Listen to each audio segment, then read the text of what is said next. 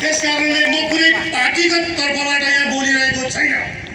म एउटा शहीद परिवारको हाम्रो एउटा सङ्गठन छ, त्यो सङ्गठनको म एउटा कुनै वार्ता टोलीको संयोजकको नाताले बोलिरहेको छु र म कुनै मेरो व्यक्तिगत यो गणेश प्रसाद चौलागाईको व्यक्तिगत तर्फबाट पनि बोलिरहेको छैन।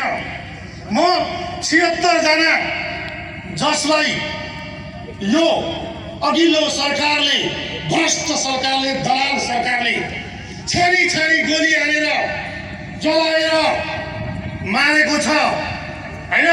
म ती व्यक्तिहरूलाई अब म के भनौँ भन्न त हैन, धेरै गाली पनि नगरौ, किनभने उहाँहरू कुन खालको हुनुहुन्थ्यो भन्ने कुरो सायद मलाई लगायत हामी सम्पूर्ण यहाँ उपस्थितहरूलाई सायद अवगत नै होला। त्यसकारणले अब हामीले परिवर्तन, मेरो छोरोले किन गोली खायो, यहाँ उपस्थित हुनुभएका मेरा अरू शहीद परिवारका जो शहीद हुनुभयो उहाँहरूले किन गोली खानुभयो भनेपछि हाम्रा केटा छोरा नानीहरूले